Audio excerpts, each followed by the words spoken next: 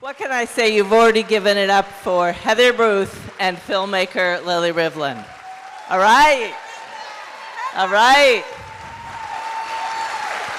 And to all of you, truly, you are the change makers. You are the people who make this change possible. Many of you have been doing it for a lifetime. Some of you have come into this just now.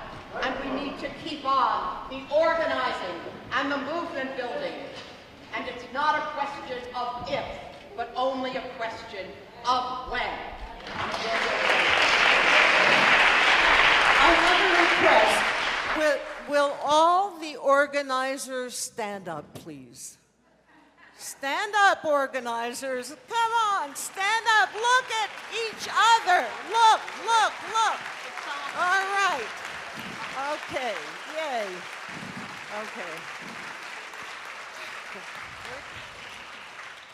I want to call one more person onto the stage, a very special person we're very lucky to have with us tonight, Rabbi Sidney Mintz from Temple Emmanuel and from Bend the Ark, a Jewish voice for justice.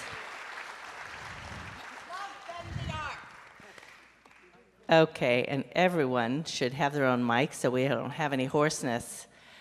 As was shown, and I expected, this is a crowd full of organizers. And so I really have some special questions tonight. As I was rewatching the film, which I love, I got to put Heather on the spot, though I'm not sure it's possible to put Heather on the spot. But looking at the strategy chart, okay, I'm thinking of your strategy charts. You know, what is your goal right now? What do you see as the overall goal? And what's the strategy to get there? What's on the chart? The mic is working? Okay, great, wonderful. We thank the technicians. Before I comment on that, I do want to thank so many of the people in this audience. It's actually, the audience is so filled with people who've given your life to organizing and social change. We could spend most of the time thanking you, but at least a few. First of all, my brother, David Tobis, is here, who is on the film, in the film, and my husband of 50 years now, Paul Booth, in the film, and David's wife, Risa Jaroslaw, who helped in the organizing of this, definitely Bend the Ark. Josie Mooney is here with the Next Gen Climate and 10 interns. Karen Thomas is here, who was one of the past directors of Midwest Academy, and this is a reunion for us. She helped to make this move on. Laura X, who's been the Women's Archives, Alexandra Acker-Lyons, who helped to organize this. The names really go on. The San Francisco Labor Council, United Food and Commercial Workers, Margot Feinberg and Fred Ross, my cousins, who are organizers, lawyers, heart partners in this movement. Mike Miller is here, a longtime organizer, Tony Fazio, and Becky Bond and others who are making the organizing happening right now. The list goes on and on. Oh, the head of Apala is here, and truly the list goes on and on. I know when you start, it's a problem for those we don't mention, but at least understand how grateful we are to be your partners in this life struggle. Right now is one of the most perilous times I've faced in my lifetime. And I'm 71 years old now. I'll be 72 this year. I started as a teenager. This is something you can do your entire life. But it is perilous. It is likely some people will die. Families will be separated. Our rights, even democracy, will be undermined. It's also one of the most inspiring times I have ever faced in my life. More people are in motion now than have ever been in motion in my lifetime. Coming out, joining organizations, all of you, a new organization, Indivisible. Every day, Swing Left, there's one group after another, as well as the existing organizations. And that inspiration needs to be captured. The mobilization obviously is working to some extent because it's one of the reasons that they have not been able to repeal health care. with leaving 30 million or more without insurance. It's because of the work that people have been doing. But we need to take that mobilization and move it into depth and build organization into organizing. And then, for 2018 and beyond, move it into the elections using every form of power we have. So those are some of the elements I think we need to do now, and we need to listen and talk to people and hear new ideas of what are the next steps we need to take and build on this inspiring time. That's great. I just want to say that I'm going to ask just a few questions and then open it to the audience, so everyone will get their chance. Rabbi Mintz, I was really struck talking to you. I mean, I know there's a lot of people out here that are out there and they're already doing the work, but I know you said to me on the phone, I was very interested in that people come to you in the work that you do in the temple and talk about their feelings of powerlessness and lethargy and what they're feeling. And I'm interested in, what are you hearing from people and what are you telling them? First, I just wanted to share my organizing credential. When I asked my parents, Heather Booth's mic is working. They always turn the rabbi's mic way down, or the cantor. I asked my parents, did we have anything in our family having to do with organizing? Because I grew up in Chicago, and my dad said the first girl I kissed in Chicago was Saul Olinsky's daughter. That's my whole organizing credential. So, but yes. You are also. Thank you. So, thank you. So, what I said to Susan was, people all over, whether you're affiliated with a synagogue or you're in some way affiliated with the Jewish community, are feeling that sense of desperation. And Lilly and Heather, not everybody can be Lilly Rivlin or Heather Booth. And so what I tell people is, watch a movie like this, and you will feel inspired, but it also can be daunting, because not everybody can be a full-time organizer. And what I say is, I go back to Pirkei Avot, and I share with my congregants and people who just feel that sense of despair that we all feel, is that there's hope. And Pirkei Avot says that we are not responsible for completing the task, but if you are a Jew, in fact, if you're a human being, you are not free to desist from starting it. And so there's so many different portals and ways for people to get involved. One of them that we share, obviously, is Bend the Ark. We're both Stella Fellows, and there's many organizations all over this country that are just begging for people to come forward, Jewish and non-Jewish organizations, begging people to come forward and to help us move this needle, as you have spent your life doing, many different ways. That's very helpful to me. Lilly, I wanted to ask you, I mean, I'm still very much in this film, and it's a beautiful film, and I don't want to move away from this film, but I'm really aware that this is possibly the last in a trilogy on women. Well, you called it on women activists. I think of your film about Grace Paley and the film about Esther Broner. I think of them as artists. So what's the relationship? How are artists activists, or activists artists, or what does this trilogy mean? Well, I hope this is on, but I think art and culture is part of organizing. Art and culture, I mean, Grace Paley was an artist, but she was an activist. And Esther Broner was a writer, but she was out there all the time. So there's a deep relationship. And I think, you didn't ask me, but everybody asks, what made me choose Heather? So for me, it's a gut thing, but I think that art is a gut thing. And I was researching, I wanted to make a film on abortion. And I worked on that about 4 months, and then I saw the film that Heather was in. It's called, what is it called? Jane, an Abortion Story. Jane, an Abortion Story, and it's still Women Make Movies Distributed. And I was talking to Heather along the way, and at one point, and it became very clear to me that you do not see films on abortion on television. And so I said I was talking to Heather, and then it just came out of me. And I said, well, why don't I make a film about you? And you answered, Because I've been an organizer and much more in the background, part of me did not like the idea of it being about me. I really wanted it to be about the movement that's being built, the organizations being built, the people's stories. And what I gladly said is that as long as the film is about and will help build the movement, I will gladly be part of it. And for 4 years, we've pretty much been partners. We now call each other sisters.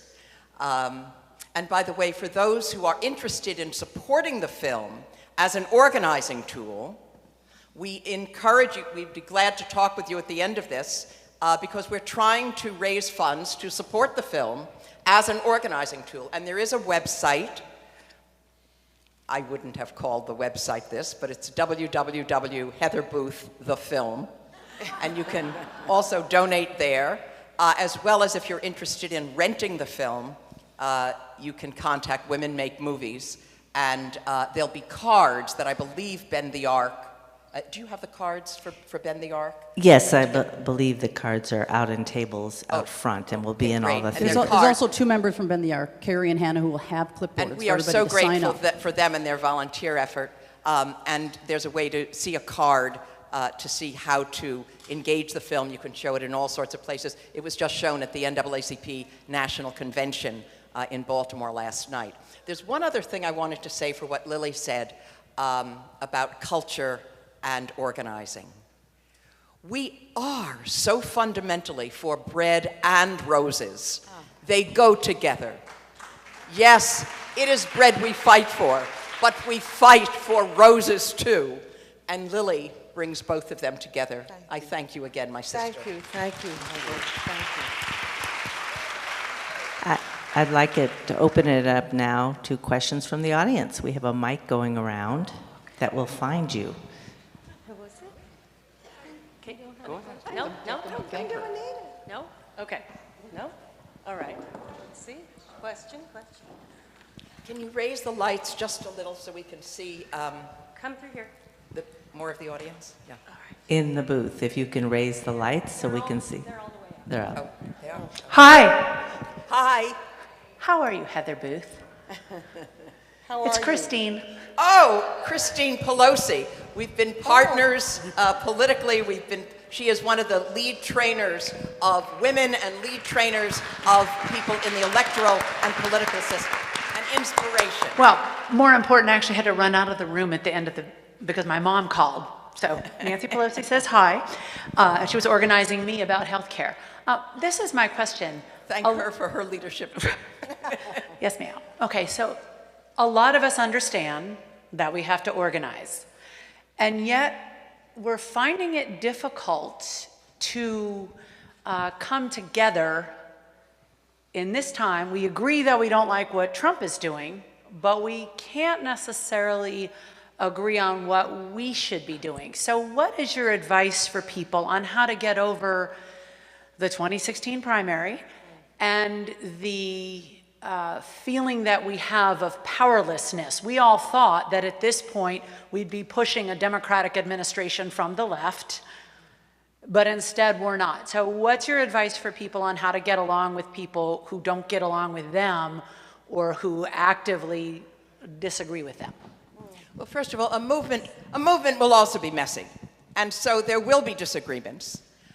And there will also can be greater unity than ever before. I believe that out of moments often of greatest crisis, there can be the greatest advance.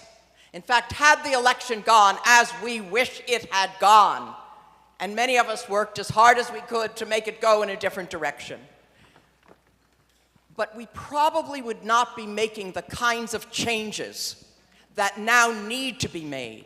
Doing the kind of engaged grassroots organizing, the use of an engagement of more volunteers that Becky Bond and Zach Exley are talking about, the changes that we now see in the Democratic Party. I was just involved in a major training program that they are doing, where every state party was brought in to then engage the groups that are part of the resistance going on around the country, of whether it's Indivisible or Planned Parenthood or Black Lives Matter or whatever the groups are.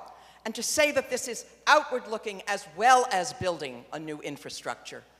These are changes. They're changes of culture, changes of practice, and I do think they're changes that will lead us to the kinds of victories we need in the future.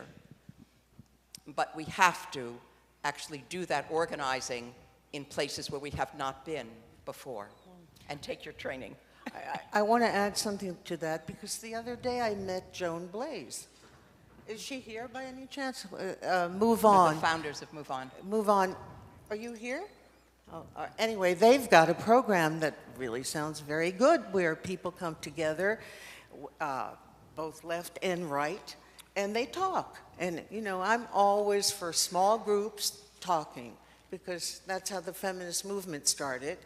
And I still think that's the best way, so I want to add to that. Rabbi Mintz, did you want to? I did want to add one thing, which is, you know, you talked about being in your 70s, and I just turned 50.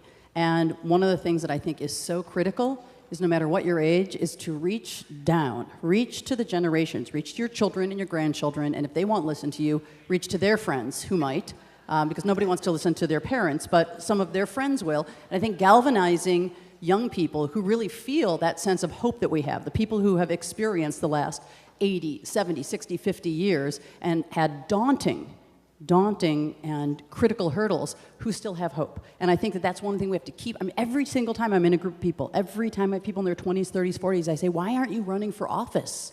What are you doing? If you care that much, get involved in your local politics, get involved in your regional and your state politics. That's where it starts. But really speak to people, pan email, face to face. Get off of Facebook and get in their faces.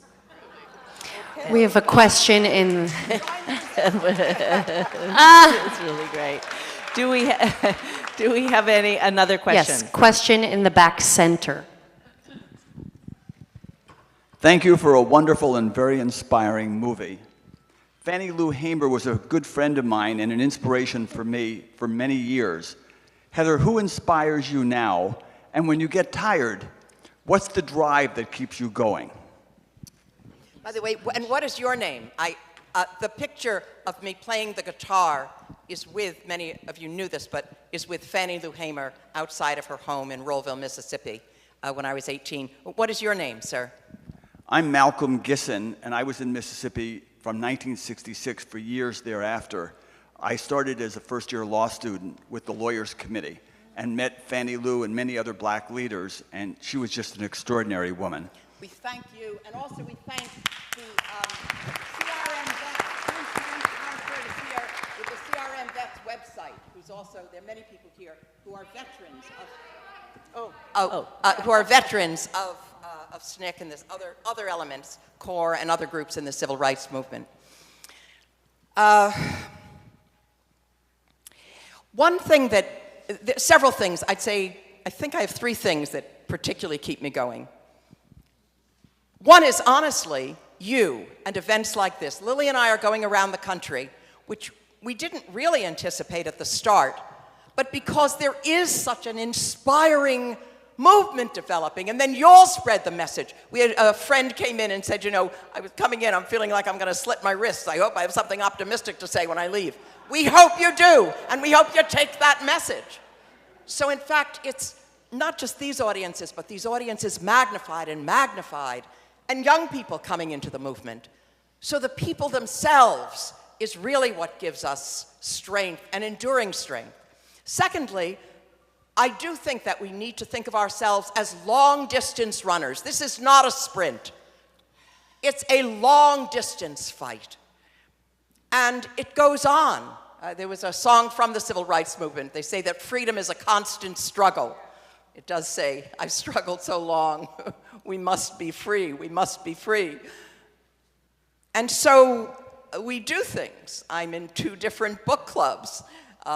We're in a theater group that we can have a discussion with friends every now and then. We travel. We see our grandkids. No matter how intense the struggle, we make sure we have the time for our lives. My husband and I, and Paul Booth has been an organizer, as you saw, from SDS and from AFSCME and from early Alinsky organizing in Chicago.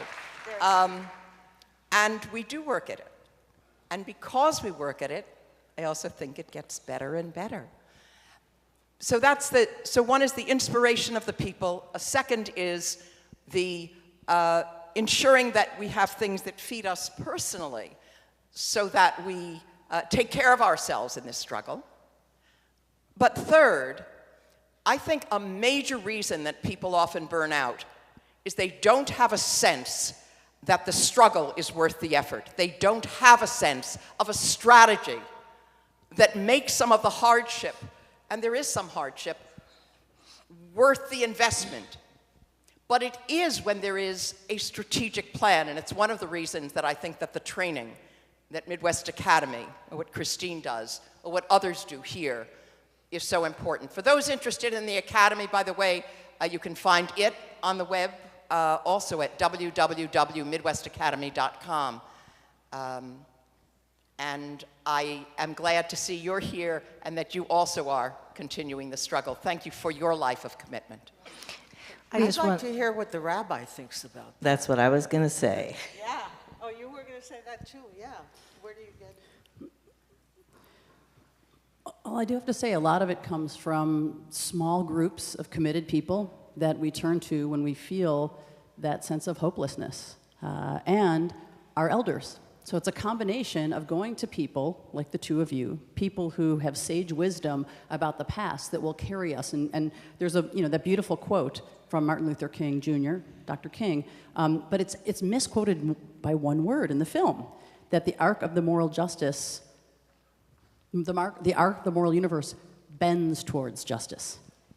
Right? It bends, and that's where bend the arc comes from. But the idea of it doesn't bend on its own gives me a lot of hope. That it's not just this arc of justice that is on its own bending, because we see that it doesn't, and that the idea of we have to be benders, we have to be arc benders, gives me a lot of solace, because I never feel alone. That idea of having small groups of people who come together, they're kind of like the people who are your sponsors. They're like recovery sponsors for justice, right? You need a justice sponsor that you can call and say, I just had a terrible day. I feel like I have worked and worked and worked, and I feel like Mitch McConnell is just, I don't want to say what he is, but like you feel personally affronted every time you turn on the news. So I say, turn off the news and call somebody or meet them for coffee and talk about being an activist, talk about organizing, because we see it works. On that note, we're going to have to end. Just thanking so much our three panelists for being here, for coming here. Susan, thank you so much for your generosity, and thank the and Film thank Festival. the audience and so thank much. You, the organizers, Yes. those who support organizing, the funders, the administrators, whatever the role, the legal assistants. We thank you for your lives of commitment. And please, everyone, join us out in the lobby as we say goodbye to Rabbi Mintz and Heather and Lilly.